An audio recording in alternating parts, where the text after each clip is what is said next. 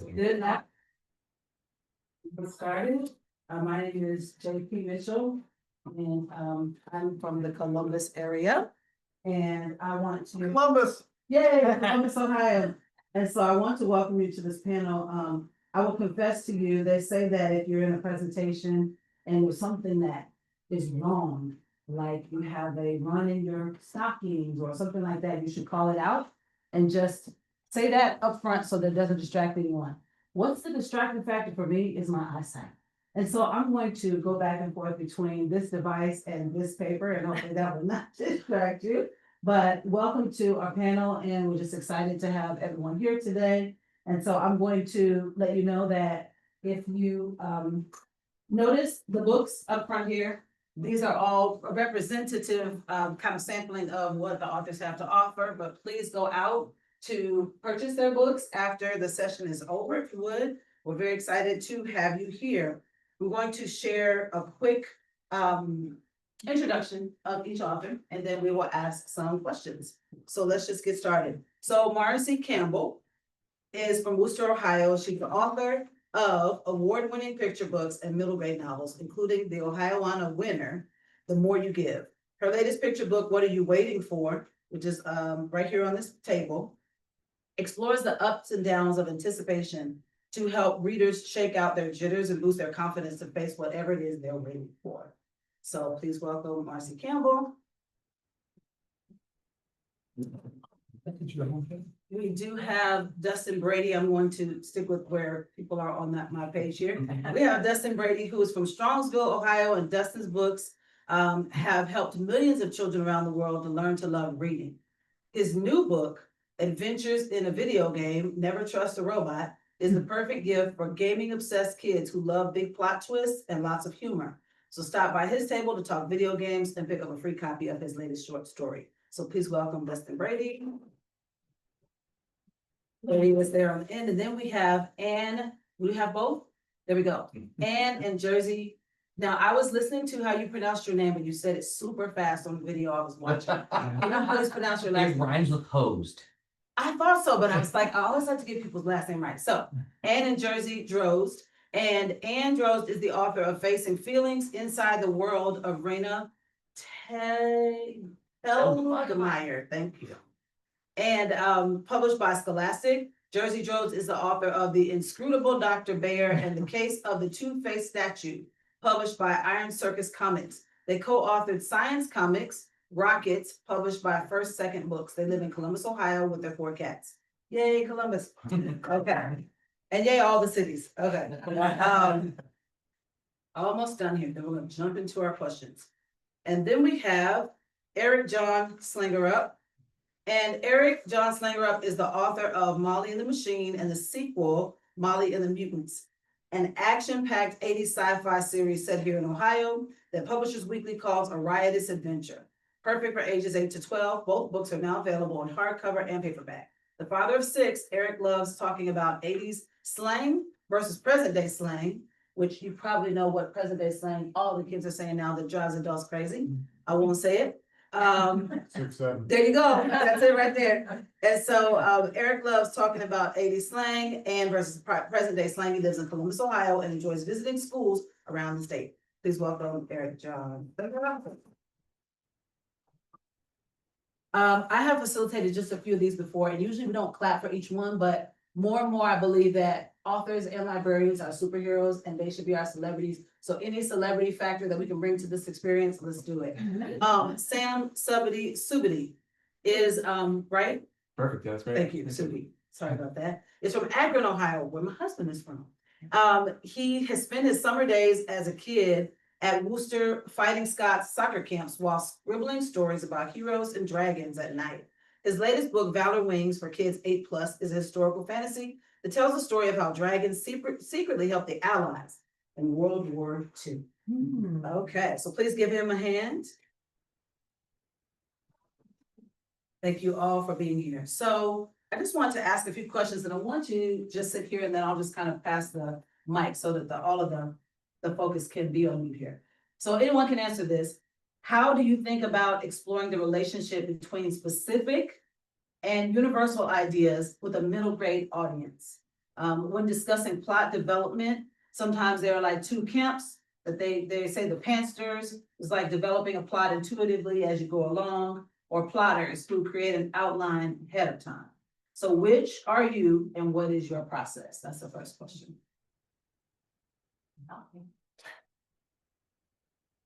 So I thought I was a pantser. And as you can see, I write picture books and middle grade. So pantser is where you fly by the seat of your pants when you're coming up with an outline for a book.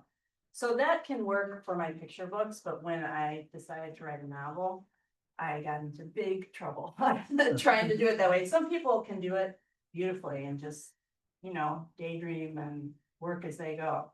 And usually rewrite a lot later, I'm guessing. I decided I had to have an outline. So I became a plotter when I switched to write a novel. And I was a serious plotter.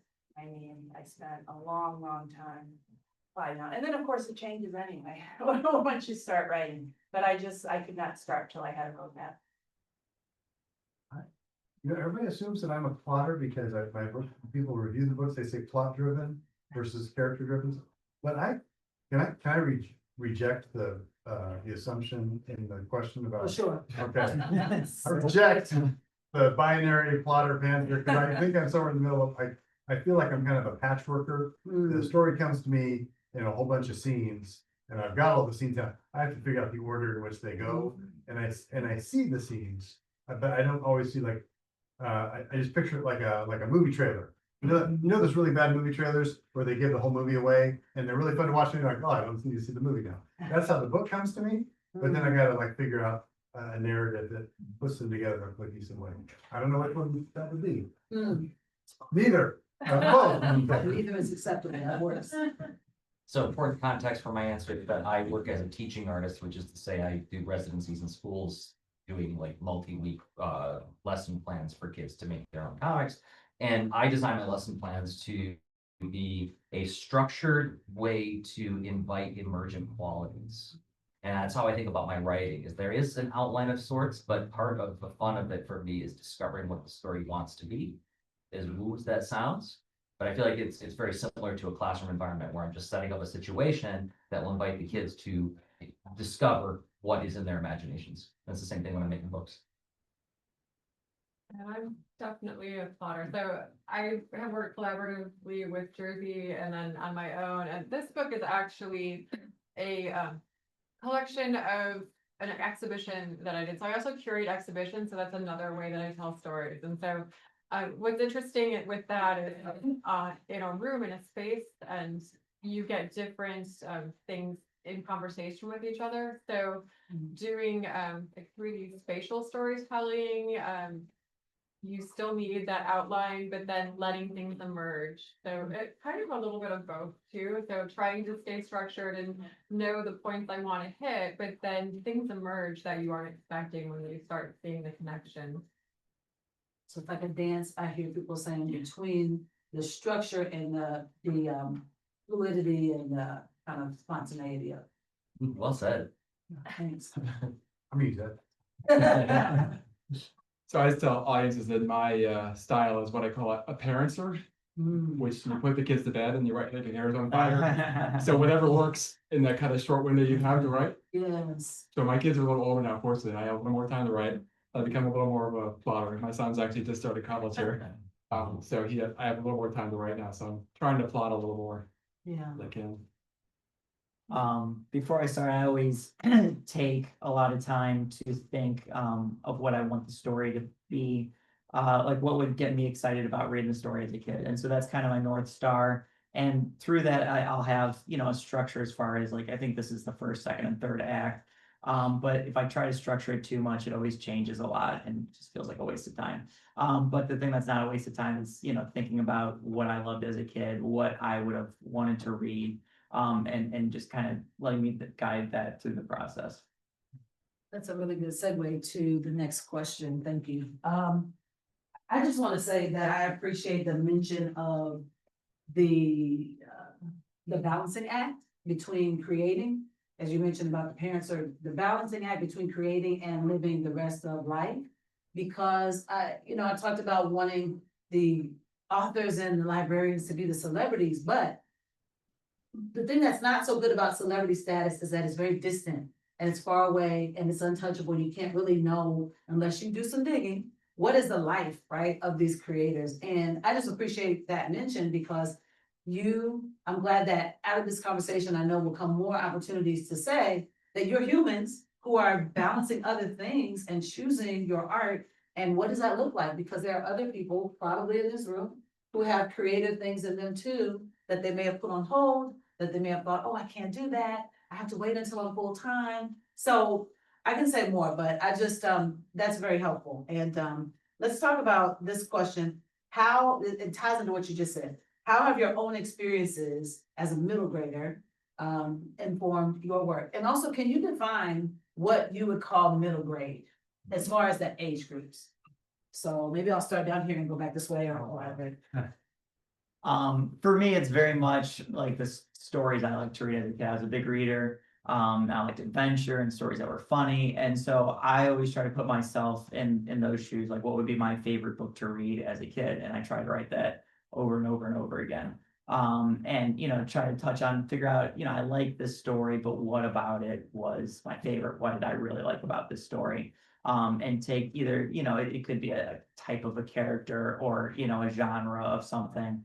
And put some stuff together, but I never want to lose sight of that. I never want my stuff to be like, I'm writing this because I think you need to read this. I always want it to be, this is something that I would love to read. And I want to put my values, I want to put those things in it. But always start from that point of view. So that's always what informs me is just thinking about what I would have loved to read as a kid. As far as middle grade, like when I wrote, I didn't know what middle grade meant. I wrote this to be my favorite book as a 10-year-old. And so for me, my books are short because that's just the way my brain works. And so my books kind of fall into the 8, 9, 10, like young middle grade, I guess. But I don't know, just I always think of when I was a kid, and I guess my brain goes to 4th grade when I was a kid. So that's my personal experience. Yeah, it's a tough the middle grade genre because we've got upper middle grade now, which is like characters that are 14, 15, even in high school. So it's a tough kind of placing your, like, how old is your character going to be? Because that kind of defines, who's going to read it and who's going to want to read it. But for me, so I'm kind of similar, like what I wanted to read when I was a kid. So I started out kind of my love for reading with The Hobbit. I read that as a kid, just like loved it so much, read it, got all the kind of fanboy stuff around that. But that kind of inspired all the kind of a lot of Tolkien books and then into fantasy. And so that's kind of where this came from, just the whole kind of world of World War II. And adding in fantasy to history. So again, but it's just like Dustin mentioned, just what I wanted to read, that's what I was trying to reproduce. And it helped also having kids of the same age as I was writing middle grade, kind of bounce stuff off and help me kind of figure out what kids are thinking, and if it's 6, 7 is the thing or whatever is included in there or whatever. But, yeah. For me, when I think middle grade, I think grade 3 or 6-ish. But again, I think I probably land in like what would 10-year-old be like. And what's coming to mind right now is when we were working on Science Comics Rockets, we got to pick who the narrator of the story was. So Science Comics Rockets is telling the science and history behind rocketry. And I was thinking, what would 10-year-old me want to be in conversation with? And I love animals. I love talking animals. And so we chose animals to tell that story, and I think that was a success because a lot of kids have connected well with it.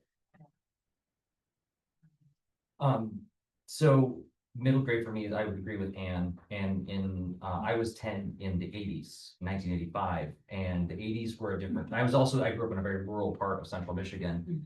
And it was a different time in a lot of ways, but in a way that I think is important to me as an artist is it was a time where I was being told by the adults in my life that men show their manliness by physically overpowering other men. And I was a very sensitive, very small boy who said, but that's scary. And the adults had no answers for me.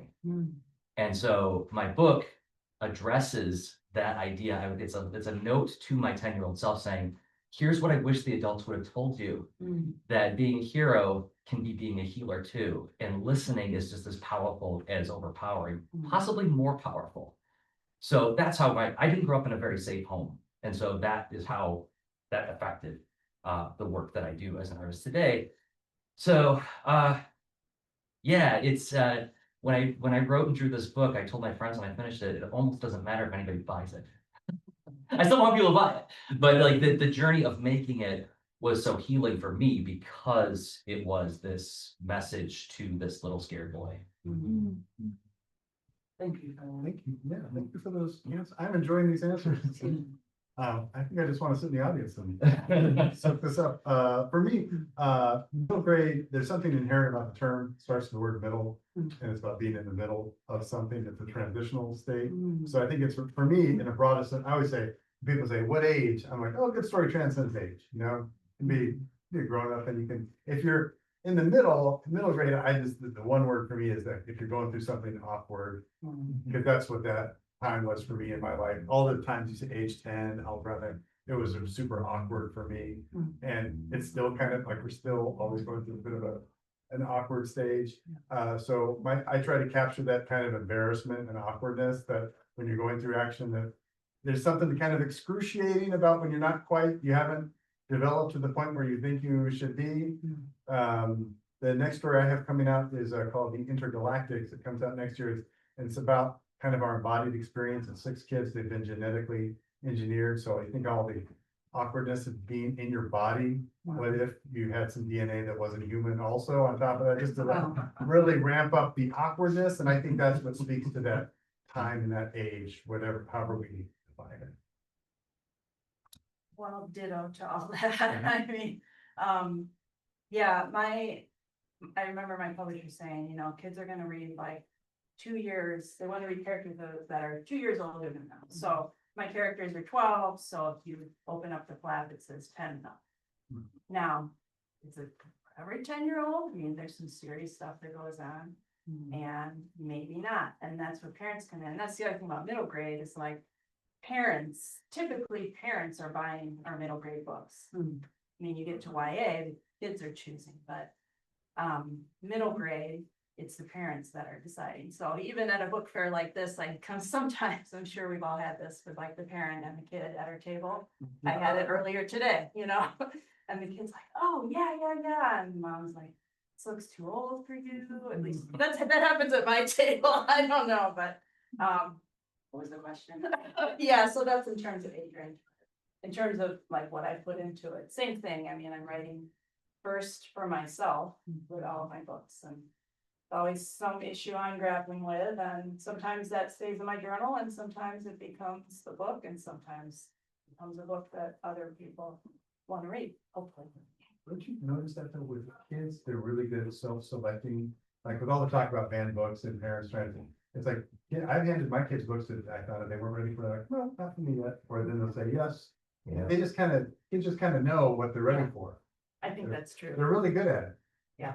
That shouldn't be a profound statement. No. That should be an assumption we all It live by. should. Yes, well, that's something I'm trying to remind parents when they're well-meaning, but they're maybe, they don't have quite the faith in the kids. Wow. Make those choices. Yes.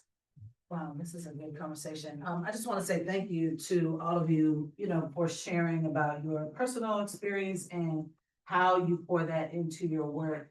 I think a lot, I'm actually a teacher, I'm an educator, but I'm in a role that's called teacher on special assignment.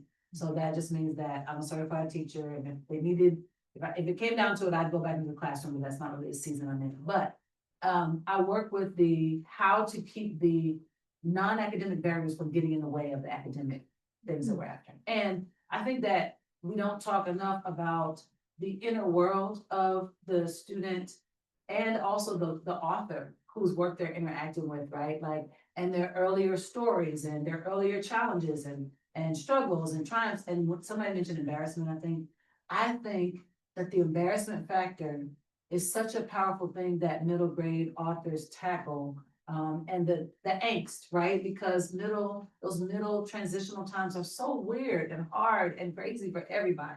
And so I just want to thank you for allowing your personal stories to, you know, inform the doors that you open for young people to kind of understand themselves. And, you know, just thank you for pouring yourself into the work.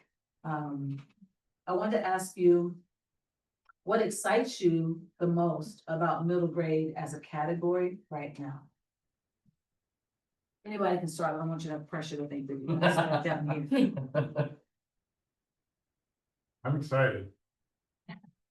I'm just so excited right now. I just think, man, if I were a kid now, I was a late bloomer on reading, took me a little bit. I don't know, part of it, like, you may or may not be able to see this, but I've never had trouble finding representation. Blue-eyed, pasty kid, for main characters to look like me, I understand that. Yeah. But I've been so excited that now in the middle grade category, there's so much, like if you like magic, Harry Potter is great, not your only option. If you want like Middle Eastern flavored Harry Potter, you've got Shad Hadid. If you've got like you know, Black urban, you've got Amari and the Night Brothers. You've got all these different flavors that I didn't see them as much. Like I think they're just more out there now, and it's gotten me to it's challenged me a little bit more. Like, you know, you think about what was originally Own Voices and then became We Need Diverse Books.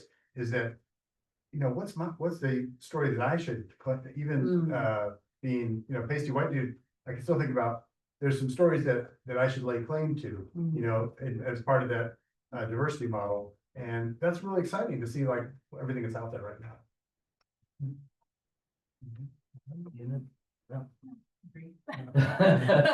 Yeah, just underline that like 3 times in France. Yeah, it's a great time. It'd be a great time to be a kid to read middle grade right now, because there's just a lot out there from different perspectives that I can't think of a category right now that doesn't have something that I could recommend to you from, and as Different time. yeah, and if you want something that's queer, Filipino, whatever your background is, you want something that reflects your lived experience, I think most of it is out there. Like, there's so much more out there than there was. Yeah. Than just the Hardy Boys for me. I love the Hardy Boys. Yeah. I know what you're talking about though. Yeah. There was probably more than the Hardy Boys. I just wasn't exposed to it. But now there's a lot. That's No, yeah, go for it. I was gonna say also that, I mean, this is kind of inspired by Dustin a little bit too, because I love that there's more the electronic channels where we can reach readers directly. It's not necessarily have to go through a publisher, which is already kind of filtering what's going to get to audiences. But you have ways to reach readers, and a lot of successful self-help authors that kind of tell different stories than the same. So kind of along the lines of what Erik was saying, we're just getting more stories because there's more ways to get out there and get to readers. So. Yeah, for sure. I'll say that one of the things that, you know, doing school visits and things like that, and talking to teachers and parents, that since COVID, a lot of times, you know, those kids that grew up in when, you know, kindergarten, first grade are just struggle with reading, you know, and being able to create something that opens that door after maybe a couple years that, you know, somebody reads and they love to read and now it kind of gets them into it.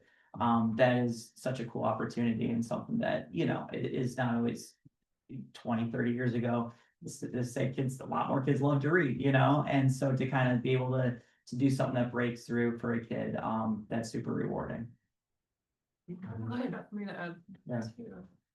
Just to build off of this, when I was a kid, there weren't graphic novels for us to read. Like, we could read the newspaper comics.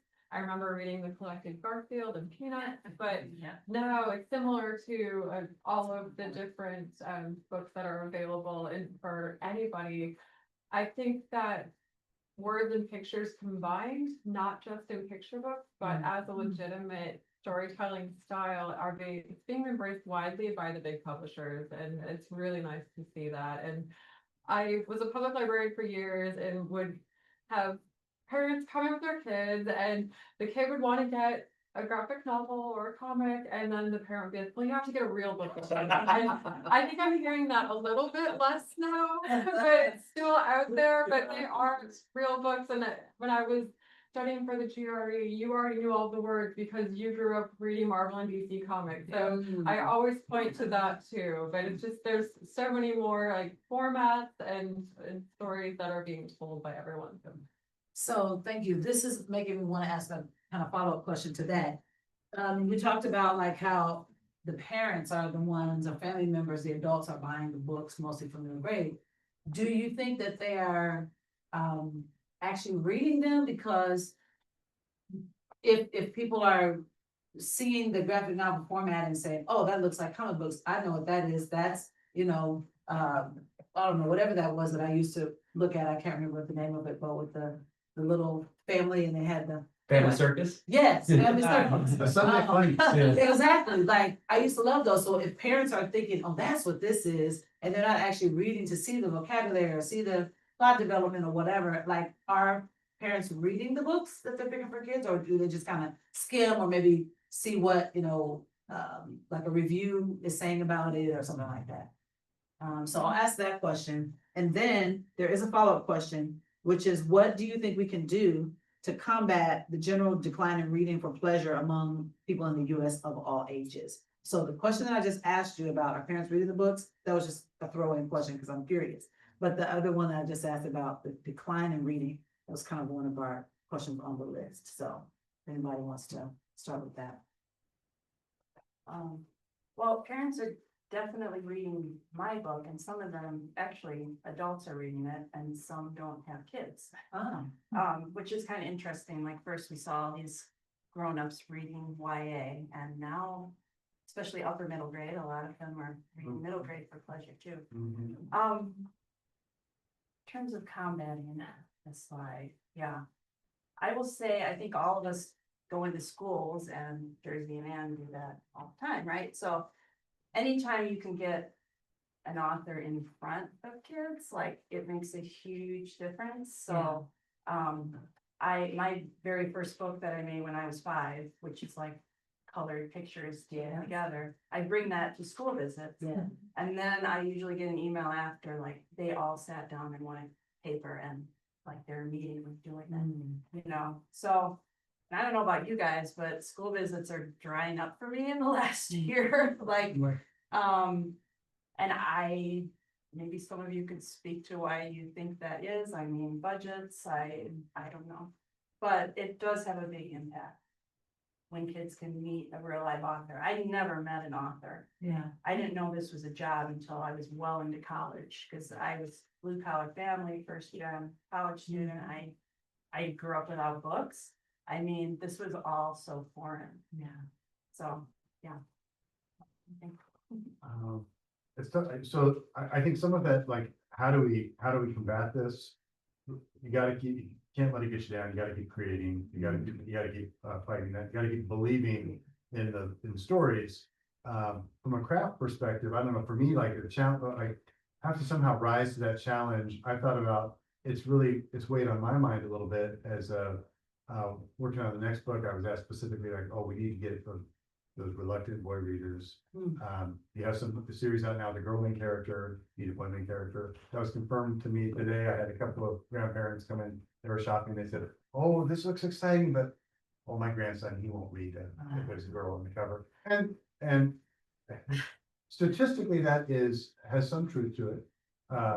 Boys are less flexible in reading about characters than girls. So, but that means, okay, we also have to have a mix, like, whatever can reach somebody, we gotta meet that market demand in some way. It's made me think about, from a craft perspective, man, I was really sweating over this next book. I looked at some of my old books, and I liked the intros, but I was like beating it up and thinking, is that first line the right hook? Did I get him, or did I lose somebody? Because I was a little slow getting into that.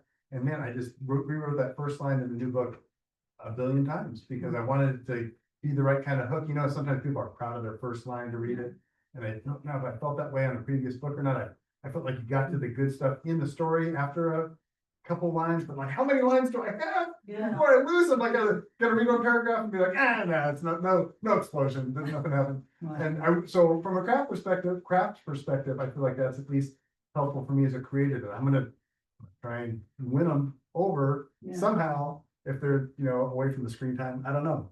But that's not very good. I don't know about that. I'm just thinking out loud. So are you saying there's a kind of a weight on your shoulder? There is, like getting them away from these other things and like getting them into this whole world of reading. That's an interesting piece to look at. At the risk of sounding political, I want to challenge the premise of the question. by challenging the whole idea of combating something, because I think that assumes the hierarchical and patriarchal rules of the society we live in, whereas I think that this is something that not just authors can do, but everybody can do, which is invite more ambiguity into their lives and be okay with it. Because I think, as somebody who visits a lot of schools, I exist in spaces where children are constantly trying to be saying, did I do it right? Did I do it right? Give me permission to do this right. And when I say, you seem to really like certainty, I offer no certainty. Artists and creative animals, and when I say to them, we are all creative animals. You don't have to love this the way I love this. I just want us all to understand and believe that we have an inherent right to be creative animals. We were born to be. And that doesn't combat anything. That is accepting a truth that we will always have ambiguity in our lives, and we cannot conquer it, we can't overpower it. And part of what is loving reading is existing in that ambiguous space of not knowing for sure if I'm really getting the story. I think that chases people away when we test them and when we prescribe and we put injunctions on them about what they read, what they don't read, and whether they read it right. Let them read what they want and sit in the space with them where you're not trying to guide their thinking on it. Which I know I'm talking to teachers and they exist in spaces where they're being tested or tested whether they tested right. And it's all hierarchical broken systems. So that's where I get really, really angry at this idea that we're fighting a battle with the rules of the enemy. Let's throw out the whole idea of the battle and just embrace being weird, ambiguous creatures for once in our GD lives. I'm sorry. Wow. Wow. Sorry. I want her to be able to talk and what else? That's fine. Building off of all of that, I guess there's this idea of reading for pleasure, reading a book, being unplugged, and I think people are still reading, we're just reading differently. So should we as creators also be thinking about different methods of delivering content? Like, what's the vessel in which we're delivering? Can it be smaller chunks of information that are delivered online? And then thinking back to storytelling in an exhibition space, I am constantly watching people, like, it's like your book has come to life and is now a room, and you're watching people like not be hooked by our first word introduction, just walking by it and looking at the big flashy artwork over here and not reading the 1 year of research that we did and telling the story about. So it's thinking about, like, okay, how can I write better hooks and chunks of things, but it's also like, what's the mood that people are bringing, what's the dust of the day that they're carrying with them and bringing in their story. So we're meeting them halfway because we're telling a story, but they're also collaborators in our storytelling and bringing what they're bringing to it. That's good. I am so very sorry, but I looked at the clock and saw that we have to get our time, which I can't believe because this conversation is so good. But I do want you to get a chance to say what you have to say, and then I'm just gonna say thank you to everyone, but please. Nothing to add to that, actually, so I'll let this finish if you like. Take us home, Dustin. Okay. I wrote my book to be like my favorite book when I was a kid.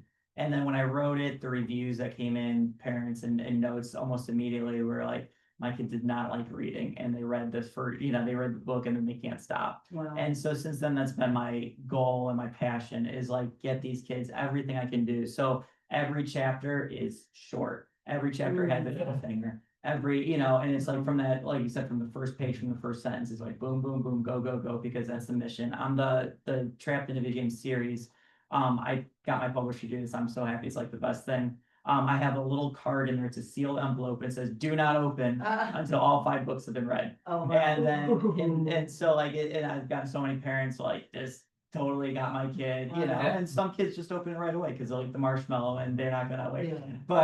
But it's this got my kid and this has got them to do this. And so like on that thing, there's a bunch of rewards, but one of them is they can write any question to me and I'll record a video and answer it to them and like, hey, congratulations on writing this series. And just the notes from the parents and stuff like that just makes it the time I spend each week on that worth it, where it's like, you're paying attention to this kid and you're making a difference in this kid's life. And it's just a little thing that you can do as an author. And so that's one of the best parts of my job. So what I hear in that is that you're seeing the reader, you're noticing their needs, you're responding to them. Thank you. Thank you, thank you, thank you, thank you, thank you. Thank you everyone for being here. Please purchase their books. Thank you so much.